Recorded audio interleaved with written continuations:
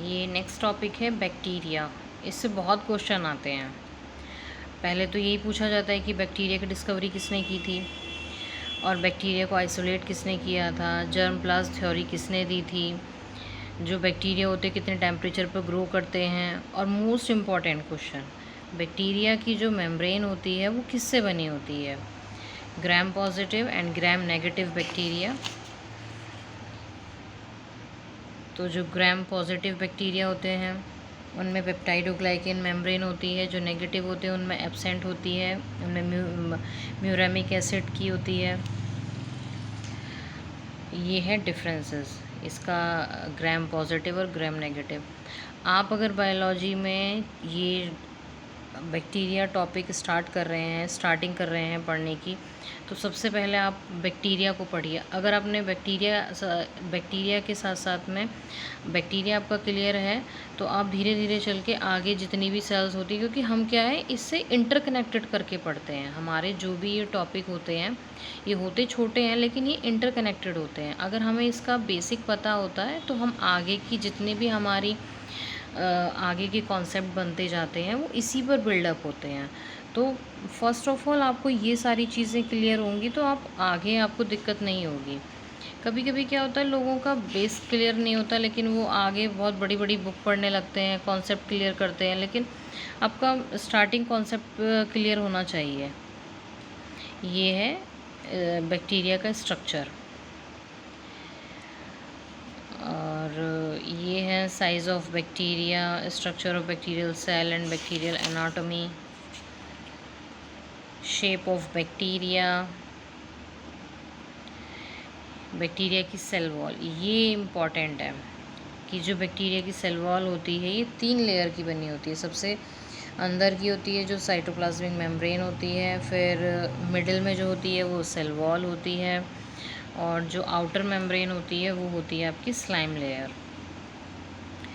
इसमें एक आता है कि स्लाइम लेयर और कैप्सूल।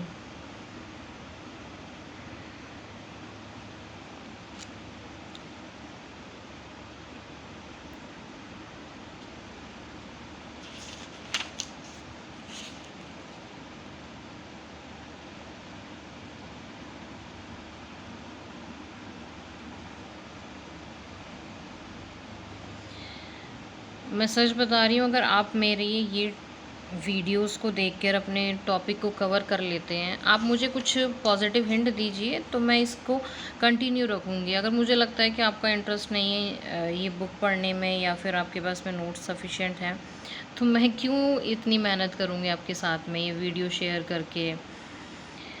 ठीक है, मैं भी अपना अलग पढ़ सकती हूँ। बस ये था कि थोड़ा सा साथ में जब साथ में बैठ के, आपने देखा होगा जब हम लोग क्लासरूम में बैठे होते हैं, ऑब्वियसली आप सब लोग मास्टर हो चुके होंगे, कुछ ग्रेजुएट भी होंगे जो वीडियो देख रहे होंगे। तो हम लोग जब म्यूचुअली किसी चीज़ को पढ़ते हैं ना, तो क्या होता है कि आपस में एक दूसरे से हम जब क्रॉस क्वेश्चन करते हैं या फिर किसी को कोई चीज़ नहीं समझ में आती है तो दूसरे के समझाने से ईज़िली हमें समझ में आ जाती है। हमारे कभी कभी क्या होता है कि जो फ्रेंड्स होते हैं वो हमको कुछ चीज़ें इतनी इजी वे में समझा देते हैं, कभी कभी टीचर नहीं समझा पाता है, होता है ऐसा।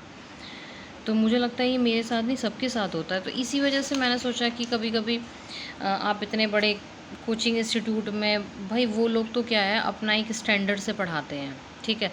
अब आप उनकी क्लास में जाके बैठ के वो एक क्वेश्चन आ जाए सेल के ऊपर और आप उनका मुंह देखो, वो आपसे पूछे कि सेल के बारे में नहीं बता पाओगे। तो वहाँ पे ये होता है कि अगर कोई हमारा क्लासमेट होता है या कोई हमारा म्यूचुअल फ्रेंड होता है तो शायद हो सकता है कि हमें कुछ समझा दे या बता दे, तो वो इजीली बता भी देता है और आपको समझ में भी आ जाता है। क्योंकि टीचर जो होता है ना वो अपने एक स्टैंडर्ड, अपने एक लेवल से ही समझाता है।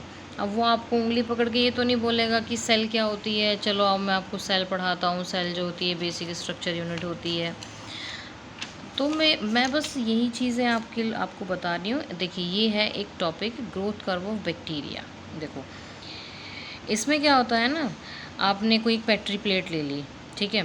पेट्री प्लेट में आपने मीडियम डाल दिया, उस मीडियम में आपने एक ग्रोथ लगा दी है, ग्रोथ कोई भी बैक्टीरिया ले लिया आपने, उसकी ग्रोथ लगा दी, ठीक है।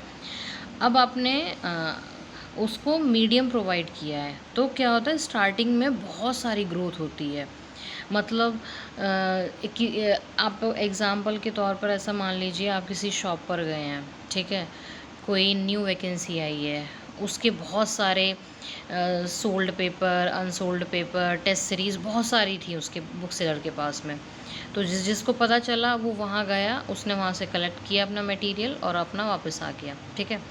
तो उस सेलर के पास में क्या बचा, कंटेंट कम हो गया, यानी कि उसके पास में जितना भी हार्ड प्रिंट था वो कम हो गया। तो अब वो वहाँ से कौन सी फ़ेज़ में आ गया, मतलब उसका उस जो पीक था उसका एक्सपोनेंशियल, ठीक है? अब उसके पास वो मटेरियल कम होता चला गया, वो आ गया उसका एक स्टेशनरी फ़ेज़। अब इस स्टेशनरी फ़ेज़ में ये होता है कि उसके पास में जितना भी लिमिटेड स्टॉक होता है, तो कुछ गिने-चुने बच्चे आते हैं, जैसे कि होते हैं ना कुछ लोग जो बिल्कुल एट लास्ट टाइम पर पहुँचते हैं, चाहे वो स्कूल हो, चाहे वो कोई ट्यूशन हो, चाहे किसी एग्ज़ाम में हो, मतलब आदत होती है कुछ लोगों की एट लास्ट में ही जाने की।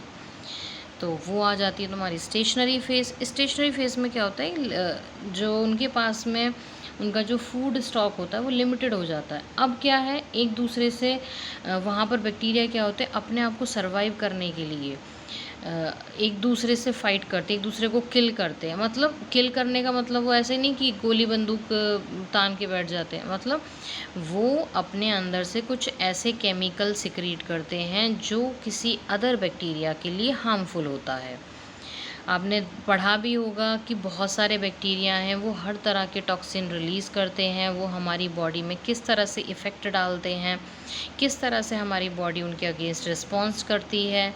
तो ये सब चीज़ें जो होती हैं, ये एक वाइड रेंज पर होता है, मतलब बैक्टीरिया कोई लिमिटेड नहीं है, वो अनलिमिटेड है। आप उसके जितना पढ़ोगे उसका, उससे आपको उससे ज़्यादा नॉलेज आप रखते हैं उससे। तो ये था बैक्टीरिया का। और फिर उसके बाद में आपके पास में जब चीज़ें लिमिटेड हो जाती हैं, जितने बैक्टीरिया उस प्लेट में बचते हैं, जो सर्वाइव कर जाते हैं, वो अपनी फेस को आगे तक ले जाते हैं और उसके बाद में डेथ फेस आ जाती है, क्योंकि अब उनके पास में क्या है, उनके लिए खाने के लिए कुछ नहीं है, तो वो सर्वाइव किस पर करेंगे, तो उनकी डेथ हो जाती है। ये हैं फैक्टर जो उनकी ग्रोथ को इफ़ेक्ट करते हैं।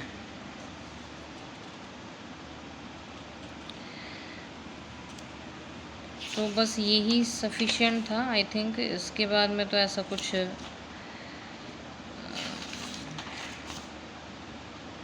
हाँ, एक ये टॉपिक आता है जेनेटिक रिकॉम्बिनेशन इन बैक्टीरिया। इसमें से आता है कि ट्रांसफॉर्मेशन में कौन सा बैक्टीरिया यूज़ होता है और इसको किस साइंटिस्ट ने दिया था। तो ट्रांसफॉर्मेशन, ट्रांसडक्शन, कॉन्जुगेशन, और ये आता है, इसमें सिर्फ ज़्यादा क्वेश्चन नहीं बनता, इसमें से इतना बनता है कि साइंटिस्ट कौन से थे, उन्होंने कौन से बैक्टीरिया का यूज़ किया, और इसकी जो होता है ना ट्रांसफॉर्मेशन जो होता है, क्या होता है ट्रांसफॉर्मेशन में, क्या होता है।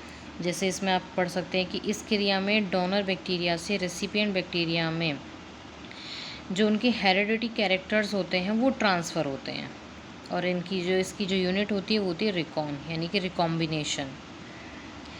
तो ये ट्रांसफॉर्मेशन था जो ग्रिफिथ ने दिया था। और नेक्स्ट इज़ ट्रांसडक्शन। ट्रांसडक्शन कैसे होता है। Last is conjugation. ठीक है, तो ये है आपका बैक्टीरिया का टॉपिक। सो आई होप, मुझे लगता है कि आपको ये टॉपिक क्लियर हो जाए और आपको ये साथ साथ नोट्स भी मिल जाएं। इसलिए मैं आपको बहुत ही तसल्ली से एकदम आपको क्लियर वे में आपको समझा रही हूँ और आपको दिखा रही हूँ, जिससे कि आपके नोट्स भी बन जाएं। आपको कहीं जाने की ज़रूरत नहीं है, अगर आप मुझसे जुड़े रहेंगे तो मैं आपको हर एक चीज़ का नोट्स दे दूँगी। आप मेरे नोट्स नहीं समझ में आते, मैं आपको डायरेक्ट बुक के मतलब बुक की पीडीएफ भी दे दूँगी आपको। बट आप मुझे बताइए आपको किस टॉपिक की पीडीएफ चाहिए, मैं आपको उसकी प्रोवाइड करा दूँगी। इस तरह से वीडियो बनाकर देना चाहते हो तो मैं ये भी दे दूँगी। क्वेश्चन, हाँ, मेरे पास क्वेश्चन का स्टॉक बहुत ज़्यादा, बहुत ज़्यादा। अगर आप कहते हैं कि मैं ऑनलाइन होकर क्वेश्चन प्रैक्टिस कराऊँ, मैं वो भी करा दूँगी। मेरे पास बहुत सारे क्वेश्चंस हैं। मैंने आपको आई थिंक बुक रिव्यू भी दिया था, आपने देखा भी होगा। So thank you watching my video. अच्छा लगे तो लाइक कीजिए और मेरे साथ जुड़े रहिए। इस जर्नी में साथ-साथ चलते हैं, सबका सिलेक्शन होगा। So thank you.